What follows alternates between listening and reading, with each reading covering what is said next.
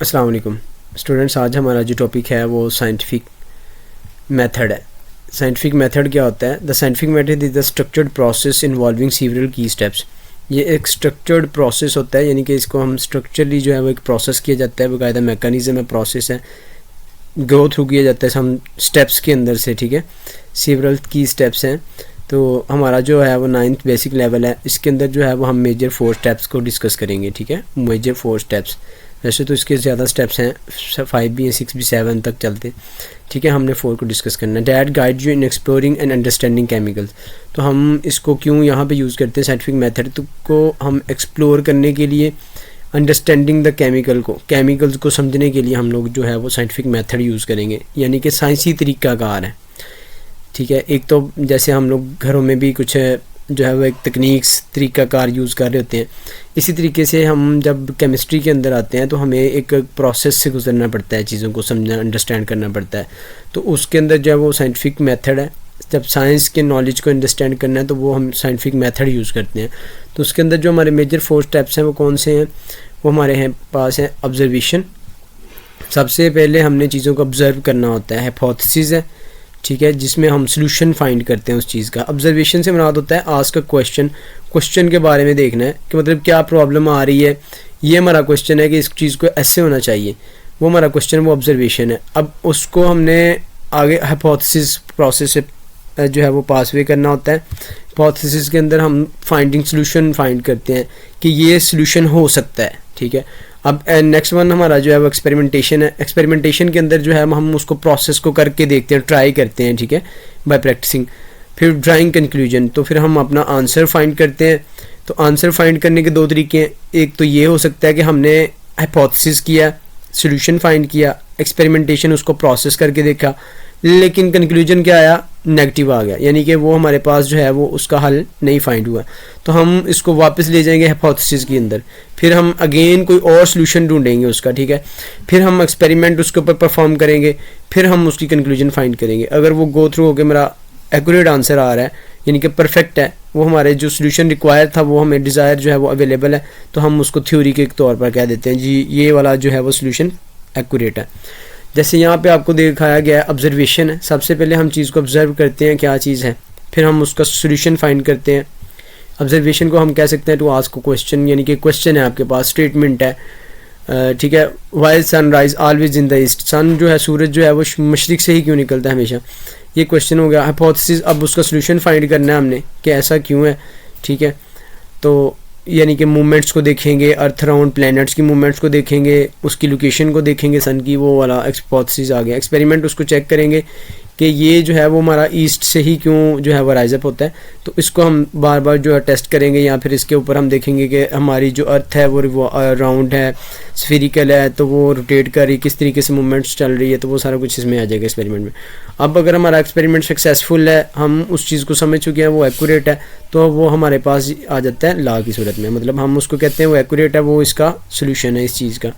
ठीक है, अगर अदरवाइज़, वरना हम लोग दोबारा जो है वो ऑब्जर्वेशन के ऊपर जाते हैं, फिर हम देखते हैं क्वेश्चन को, फिर हाइपोथेसिस करते हैं, यानी कि अदर साइंटिफिक मेथड, यानी कि किसी और चीज़ को सर्च करना है तो ऑब्जर्वेशन शुरू करेंगे, उसके पास क्वेश्चन होगा, या आप उसको ऑब्जर्व कर रहे होंगे ये चीज़ ऐसे हो रही है तो इसको ऐसे होना चाहिए, या इसका और कोई हल हो सकता है इससे आसान, कि ये तो बहुत मुश्किल सा हल है। ठीक है, इस तरीके से हम हाइपोथेसिस करते हैं, फिर उसका सॉल्यूशन ढूंढते हैं, फिर उसको करके देखते हैं क्या हमने जो सॉल्यूशन फाइंड किया, जो हमें लग रहा है कि ये हमारा एक्यूरेट आंसर है या एक्यूरेट मेथड्स है, प्रोसेस है, इसको परफॉर्म करके देखते हैं। ठीक है, फिर अगर वो सक्सेसफुल आता है तो हम उसको जो है वो लॉ में, थ्योरी में अपना डिज़ायर कर देते हैं, रिजल्ट फाइंड कर देते हैं। ठीक है, थ्योरी होती है, अब थ्योरी मॉडल है, अब उसके अंदर फिर एक्सपेरिमेंट किया जाता है, यानी कि थ्योरी के बाद जो है ना वो लॉ बन रहा होता है। तो थ्योरी के बाद लॉ जो होता है ना उसको हम जुटला नहीं सकते होते, मतलब उसको हम अगेन जो है वो ये नहीं कह सकते कि वो हमारा पास सक्सेसफुल नहीं आएगा कभी भी। हम लॉ उस वक्त बनता है जब हमारी थ्योरीज़ को रिजेक्ट ना किया जा सके, मतलब हम उसको डिफरेंट मेथड्स लगाते हैं लेकिन हमारा एक्यूरेट आंसर आ रहा है, तो वो हमारा जो है वो लॉ बन जाता है। ठीक है, तो फिर मतलब वो थ्योरी रिजेक्ट नहीं हो रही, थ्योरी के बाद लॉ बन रहा होता है। अब थ्योरी है, उसको फिर दोबारा एक्सपेरिमेंट से गुजारा जाता है, मॉडिफाइड किया जाता है, मतलब एक्सपेरिमेंट किया, एक चीज़ जो थी हमने ऑब्जर्व की, ये सॉल्यूशन एक्यूरेट है, हमने कहा ये हमारा सॉल्यूशन एक्यूरेट है, बट उसमें हमने कहा चेंजेस करके देखते हैं कि इसमें क्या इफेक्ट आ रहे हैं। तो चेंजेस किया, उसमें कुछ वो सक्सेसफुल नहीं हुआ, हमने उसको मॉडिफाइड किया कि इसको अब सक्सेसफुल बनाना है, अगर इस तरह की सिचुएशंस आती हैं तो देन ये कैसे एक्ट करेगा, तो उसको मॉडिफाइड करते हैं, फिर थ्योरीज बनाते हैं। अगर फिर वो किसी और एक्सपेरिमेंट के थ्रू गुजारी जाती है, पास अवे किया जाता है, वो फिर डिफ़ॉल्ट में आ रही है तो हम फिर उसको मॉडिफाई करते हैं। जब तक हमारा वो मॉडल जो है वो किसी और प्रोसेस की वजह से रिजेक्शन नहीं आ रही होती, देन हम उसको लॉ का नाम दे देते हैं। ठीक है, तो ये इस तरीके से हम लोग जो है वो साइंटिफिक मेथड से पास आउट करते हैं। अब इनको हम observation, hypothesis, experimentation, drawing, conclusion, इसको हम जो है वो अब डिटेल के अंदर देखेंगे। अब हमारे पास यहाँ पे है ऑब्जर्वेशन, इसमें आता है आज का question, does adding baking soda to vinegar actually making it clean faster. तो कहता है क्या बेकिंग सोडा जो होता है, जिसको हम मीठा सोडा कहते हैं, ठीक है, जो मतलब रेगुलर लाइफ के अंदर यूज़ होता है, वाइनगर है, ठीक है, विनेगर है जिसको हम सिरका कहते हैं, जो घरों में इस्तेमाल होता है, ठीक है, हम जो कुकिंग पर्पज़ के लिए यूज़ करते हैं।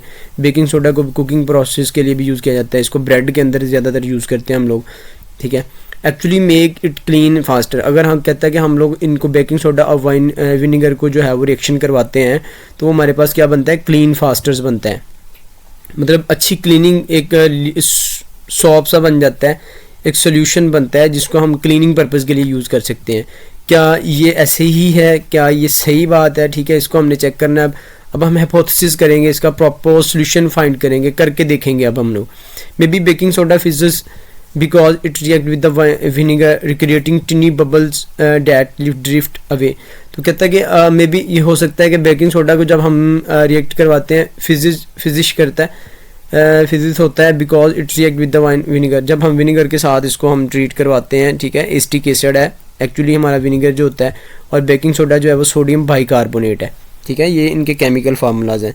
जब इनको ट्रीट करवाते हैं तो हमारे पास क्या बनता है, क्रिएटिंग टिनी बबल्स बन रहे होते हैं, फ्यूम्स बन रहे होते हैं, हल्की हल्की सी, जिसे बबल कहते हैं हम लोग। ठीक है, जैसे कोल्ड ड्रिंक्स के अंदर भी होता है, तो जब उसको ओपन किया जाता है तो छोटे छोटे बबल्स जो हैं वो बन रहे होते हैं। असल में एक्चुअली वो जब बेकिंग सोडा और विनेगर जो है वो आपस में रिएक्ट करते हैं तो वहाँ पे कार्बन डाइऑक्साइड प्रोड्यूस हो रही थी। वो कार्बन डाइऑक्साइड बाहर रिलीज़ होने के लिए, जैसे आपको डेली बेस में हम जो है वो फूड लेते हैं, तो एनर्जेटिक फूड भी होते हैं कुछ, ठीक है, कुछ फास्ट फूड होते हैं, तो हमें समटाइम जो है वो एक जो है वो समटाइम्स हमें जो है वो बल्च या बर्फ हो रहा होता है, मतलब डकार आ रहा होता है जिसे हम कहते हैं। ठीक है, तो उसमें क्या होता है कि गैस खारिज हो रही होती है हमारे अंदर से ना। ठीक है, तो वो वाला प्रोसेस जो होता है वो इसमें आ जाता है कि फिज़ी प्रोसेस हो रहा होता है उसमें। फिज़ी कहते हैं बबल्स बनना, वो बबल्स मतलब जब गैस को बाहर नहीं निकाला जाता, अगर खाना आप खा रहे हैं, कोई फूड है या आपके माउथ के अंदर वाटर है, तो आप बर्प कर रहे हैं, जब ब्लैच हो रहा है, आपको डकार आ रहा है, तो वो अचानक से बाहर भी आ जाता है। इसी तरीके से गैस भी जो है वो बाहर रिलीज़, क्योंकि वो उनके अंदर एनर्जी जो है वो ज़्यादा होती है, तो इस तरीके से वो रिलीज़ होने की कोशिश करते हैं। अब नेक्स्ट तो वो हमारे पास क्या होता है कि उसमें टिनी बबल्स, छोटे छोटे बबल्स बनने शुरू हो जाते हैं। नेक्स्ट वन है एक्सपेरिमेंटेशन। एक्सपेरिमेंटेशन के अंदर टेस्ट हाइपोथेसिस, जो हाइपोथेसिस हमने सोल्यूशन फाइंड किया है, हमने कहा ये सोल्यूशन हो सकता है, तो अब उसको हमने चेक करना है कि उसके अंदर क्या हो रहा है। Mixing different amounts of baking soda, अब आपने बेकिंग सोडा की डिफरेंट अमाउंट्स लेनी, लाइक 10 ml ले लिया, 5 ml, sorry baking soda solid form में होता है तो ये ग्राम्स के अंदर लिया जाता है, 5 ग्राम ले लें, 10 ग्राम ले लें, 15 ग्राम्स ले लें, डिफरेंट अमाउंट आपने यूज़ करनी है, मतलब डिफरेंट अमाउंट लेके, डिफरेंट जो है वो विनेगर की अमाउंट लेके उसके साथ ट्रीट करना है इसको। And vinegar in separate containers, different separate containers, 5 to 6 containers ले लें, उनमें डिफरेंट अमाउंट्स डाल लें। जैसे फर्स्ट के अंदर बेकिंग सोडा या विनेगर को 5 ml, 10 ml, 15 ml, 20 ml, 25 ml, तो इस तरीके से हम उनमें डालेंगे। नेक्स्ट जो है बेकिंग सोडा की अमाउंट को इंक्रीज़ करेंगे, 5, 10, 15, इस तरीके से चेंजेस करके देखेंगे क्या एक्सपेरिमेंट आ रहे हैं।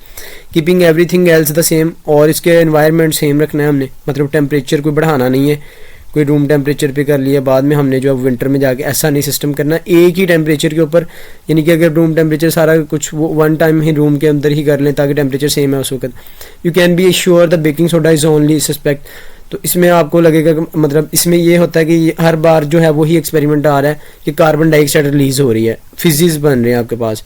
Major the time of reaction, तो टाइम ऑफ रिएक्शन को भी करना है कि वो कितनी जो है वो टाइम के लिए रन हुआ है। ठीक है, फिर दूसरा एक्सपेरिमेंट चेक करेंगे वो कितना रन हुआ है, फिर थर्ड वाला। तो इस तरीके से जो हमने जितने भी बीकर लिए होंगे उनको बार बार टाइम भी चेक करेंगे कि अगर इतना हो तो इतनी एफिशिएंसी आती है, इतना टाइम कंज्यूम होता है। तो इस तरीके से ड्रा कंक्लूजन, इसमें कंक्लूजन हमने ड्रा करनी होती है, एनालाइज एंड कंक्लूड करना होता है। Analyse your data, cleaning times carefully, analyse करना है, डाटा को चेक करना है, क्या हम जो चाहते थे वो रिक्वायर्ड थी क्लीनिंग फास्टर्स वो आया कि नहीं।